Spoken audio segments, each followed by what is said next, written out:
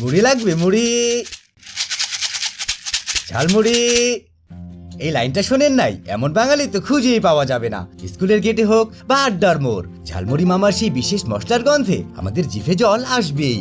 আমরা অনেকেই বাড়িতে চেষ্টা করি, কিন্তু ঠিক মামাদের হাতের সেই আসল স্বাদটা আর আসেই না। আবার অনেকেই ভাবেন বাড়িতে বানালে বুঝি মশলা তাড়াতাড়ি নষ্ট হয়ে যায়। চিন্তা নেই, আজকের ভিডিওতে আমরা আপনাদের সাথে শেয়ার করতে যাচ্ছি একদম অথেন্টিক স্টাইলে ঝালমুড়ির স্পেশাল মশলা। আমরা এতে ব্যবহার করেছি একটি সিক্রেট উপকরণ, যা আপনাদের মুড়িতে নিয়ে আসবে সেই চেনা স্বাদ আর মন মাতানো সুবাস। শুধু তাই নয়, কিছু ট্রিক্স ফলো করলে এই মশলা আপনি সংরক্ষণ করে রাখতে পারবেন পুরো 6 মাস। বন্ধুদের সাথে আড্ডা কিংবা বৃষ্টির বিকেলে মন চনমন করে ঝালমুড়ি সব হবে এখন আপনার নিজের রান্নাঘরেই। তো চলুন দেরি না করে দেখে নিই ঝালমুড়ির এই জাদুকরি মশলার সম্পূর্ণ রেসিপি। প্রথমে আমরা একটি পাত্রে একে একে অ্যাড করে নিচ্ছি জিরা গুঁড়া হাফ টেবিল চামচ, তার সাথে দিয়ে দিচ্ছি ধনিয়া গুঁড়া 1 টেবিল চামচ। এবার দিয়ে দিচ্ছি হলুদ গুঁড়া 1 টেবিল চামচ। এবার ঝালের জন্য অ্যাড করে নিচ্ছি 1 টেবিল চামচ শুকনা মরিচ গুঁড়া। তার সাথে অ্যাড করে নিচ্ছি চটপটি অথবা ঘুগনি মশলা 1 টেবিল চামচ। আমরা এখানে যে ঘুগনি মশলাটি ব্যবহার করেছি, আপনারা যদি চান আমাদের রেসিপি চ্যানেল থেকে দেখে নিতে পারেন কিভাবে ঘুগনি অথবা চটপটি মশলা তৈরি করে নিতে হয়। নিচে ডেসক্রিপশন বক্সে লিংকটা দেওয়া থাকবে। এবার অ্যাড করে নিচ্ছি একটি স্পেশাল মশলা 1 টেবিল চামচ। আর এই স্পেশাল মশলাটি হলো রাঁধুনি মাংসের মশলা। ঝালমুড়ির আসল স্বাদটা আনার জন্য এটা অবশ্যই ব্যবহার করতে হবে, তা না হলে মামাদের হাতের সেই ফ্লেভারটা আসবেই না। এবার সব মশলা অ্যাড করে নিয়ে এতে দিয়ে দিচ্ছি 1 কাপ পরিমাণ পানি, এবং পানিটুকু অ্যাড করে নেওয়া হলে একটি হুইস্ক দিয়ে সবকিছু একটু ভালো করে মিশিয়ে নিচ্ছি। এই প্রসেসটা আমরা রান্নাটি আরো সহজ করে করার জন্য করে নিলাম, যেন রান্নায় সব মশলা অ্যাড করতে করতে বাকি মশলাগুলো পুড়ে না যায়। এরপর একটি রান্নার হাঁড়িতে অ্যাড করে নিচ্ছি 1 কাপ পরিমাণ রান্নার তেল, তার সাথে দিয়ে দেব হাফ কাপ পরিমাণ সরিষার তেল। এবার তেল কিছুটা গরম হতে শুরু করলে দিয়ে দিচ্ছি 1 কাপ পরিমাণ পেঁয়াজ বাটা, তার সাথে অ্যাড করে নিচ্ছি স্বাদ অনুযায়ী লবণ। আমরা এখানে 1 টেবিল চামচের মতো লবণ ব্যবহার করেছি। এবার চুলার জাল আমরা লো টু মিডিয়াম হিটে রেখে আমাদের রান্নার প্রসেস শুরু করব। এখানে কিছু গুরুত্বপূর্ণ কথা বলে রাখি, তার মধ্যে সবচেয়ে ইম্পর্টেন্ট হলো অনেকেই বলে থাকে যে ঝালমুড়ি মশলাতে পেঁয়াজ বাটা ব্যবহার করার কারণে তাড়াতাড়ি নষ্ট হয়ে যায় বা স্বাদটাও বদলে যায়। আর এটা হয়ে থাকে পেঁয়াজ বাটাটুকু ভালো করে না ভুনে নেয়ার জন্য। পেঁয়াজ বাটা ব্যবহার না করলে কখনোই তেমন চটপটা, মশলাদার আর অসাধারণ ফ্লেভারটা খুলবেই না। পেঁয়াজ ব্যবহার করেও বেশি সময়ের জন্য সংরক্ষণ করার মূল উপায় হলো প্রথমে পেঁয়াজ বাটাটুকু সুন্দরভাবে ভুনে নেয়া।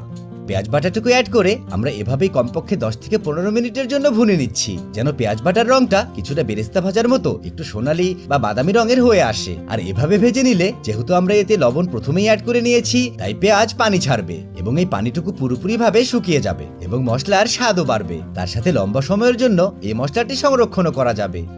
প্রায় 10 মিনিটের মতো পেঁয়াজ বাটাটুকু ভেজে নেওয়ার পর আমরা এতে অ্যাড করে নিচ্ছি 1 টেবিল চামচ আদা বাটা, এবং তার সাথে দিয়ে দিচ্ছি 1 টেবিল চামচ রসুন বাটা। এবার ঠিক একইভাবে আমরা চুলার আঁচ লো টু মিডিয়াম হিটে রেখেই কমপক্ষে 7 থেকে 8 মিনিটের জন্য ভাজতে থাকবো। এই সম্পূর্ণ রেসিপিটা প্রথম থেকে শেষ পর্যন্ত অনবরত নাড়তে থাকতে হবে, না হলে মশলা খুব সহজেই পুড়ে যেতে পারে। তার সাথে এই মশলাতে স্বাদ বাড়ানোর সবচেয়ে বড় টেকনিকটা হলো মশলা সময় নিয়ে ঠিকঠাকভাবে ভুনে নেয়া আর তেলের পরিমাণটাও ঠিক রাখা। এখন চলুন দেখে নেই পেঁয়াজ, আদা, রসুন ভেজে নেওয়ার পর এর রংটা ঠিক কেমনটা দেখাচ্ছে। আশা করি দেখতেই পারছেন মশলার রংটা বেশ অনেকটা সোনালী রং ধারণ করেছে। তাই এই সময় আমরা অ্যাড করে নিচ্ছি আমাদের প্রথমে তৈরি করে নেওয়া মশলার মিশ্রণের সবটুকু। এবার চুলার জাল আরো কমিয়ে নেড়েচেড়ে ভাজতে শুরু করব। এই সময়ের মধ্যে মশলাগুলো ভালো করে ভুনে নেওয়া হবে এবং মশলা থেকে ফ্লেভার ছাড়তে শুরু করবে। এখানে ট্রিকটাই হলো অনবরত নেড়েচেড়ে যতটা সম্ভব মশলাগুলো ভালো করে ভুনে নেওয়া। যতটা ভালো করে ভুনে নেওয়া হবে ততই এর স্বাদ বাড়বে। আমরা কমপক্ষে 15 মিনিটের জন্য সবকিছু একসাথে ভেজে নেব। এই পর্যায়ে যেহেতু মশলাগুলো ভেজে নেওয়া হয়েছে, তাই এবার অ্যাড করে নিচ্ছি 1 টেবিল চামচ হলুদ সরিষা বাটা, তার সাথে 1 টেবিল চামচ কালো সরিষা বাটা। সরিষা বাটার পরিমাণটা এখানে একটু বেশি দেখাচ্ছে, কারণ আমরা বাটা মশলা না মেপে 1 টেবিল চামচ করে আস্ত সরিষা মেপে নিয়ে পাটায় আধা ভাঙা করে বেটে নিয়েছি, তাই বাটার পর পরিমাণে একটু বেশি দেখাচ্ছে। এবার দিয়ে দিচ্ছি 1 টেবিল চামচ পরিমাণ বিট লবণ। সবশেষে অ্যাড করে নিচ্ছি হাফ কাপ পরিমাণ সরিষার তেল। প্রথমে আমরা যে সরিষার তেলটুকু অ্যাড করেছি সেই তেলটুকু মশলা ভাজা এবং মশলার ভেতর একটা ব্যালেন্স আনার জন্য। আর এবার আমরা যে তেলটুকু অ্যাড করে নিলাম এটার কাজ হলো প্রিজার্ভ করা। এই তেলটুকুর কারণে মশলা সহজেই নষ্ট হবে না এবং ভালোভাবে যদি একটি এয়ারটাইট জারে রাখা যায় তাহলে কমপক্ষে 6 মাসের জন্য এর স্বাদেও কোনো পরিবর্তন আসবে না। সরিষা বাটাটুকু অ্যাড করার পর আমরা আর বেশি সময়ের জন্য ভাজবো না, প্রায় 5 মিনিট ধরে ভেজে নেওয়া হলে দেখতেই পারবো যে মশলা কতটা সুন্দরভাবে তেল থেকে আলাদা হয়ে এসেছে এবং এর রং থেকে শুরু করে টেক্সচার পর্যন্ত দেখেই বোঝা যাচ্ছে কতটা পারফেক্ট। তাই এবার আমরা চুলার আঁচটা একদম বন্ধ করে দেব এবং মশলাটা পুরোপুরিভাবে ঠান্ডা হয়ে আসা পর্যন্ত অপেক্ষা করব। দেখতেই পারছেন মশলার উপর কতটা সুন্দরভাবে একটা লেয়ার তেল জমে আছে, তার সাথে তেল এবং মশলার রংটাও দেখেই বোঝা যাচ্ছে এর স্বাদ কতটা অসাধারণ হবে। এবার চলুন দেখিয়ে দিই এই মশলাটি কিভাবে প্রিজার্ভ করবেন।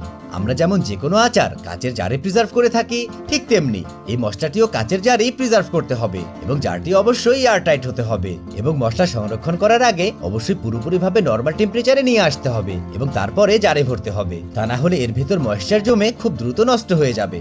ব্যাস এতটুকু ফলো করলেই কমপক্ষে 6 মাসের জন্য আপনার আর কোনো চিন্তাই থাকবে না ঝালমুড়ি নিয়ে। তবে অনেকেই বলবে মশলা তো বানালাম, এবার ঝালমুড়ি কি করে বানাবো? চিন্তা করবেন না, আমরা সেটারও ব্যবস্থা করেছি। মশলা বানিয়েছি তাই বলে কি ঝালমুড়ি বানানো দেখাবো না? এটা তো হতেই পারে না।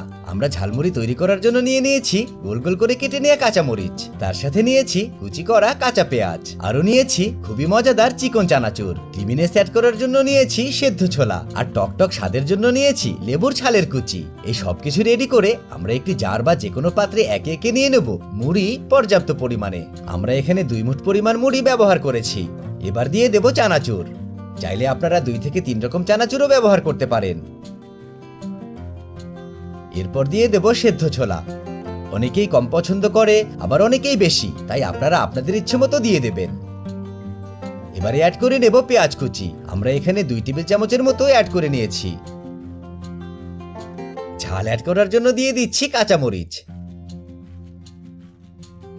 এবার ঝালমুড়ির স্বাদ একদম অন্য লেভেলে নিয়ে যাওয়ার জন্য লেবুর ছালের কুচি। এবার সবশেষে অ্যাড করে নেব আমাদের মন মতো মশলা, আর মশলা অ্যাড করার আগে অবশ্যই তেলের সাথে ভালো করে মিক্স করে নেবেন, কারণ মুড়িতে স্বাদ আসার জন্য মশলা এবং তেল দুটারই প্রয়োজন আছে।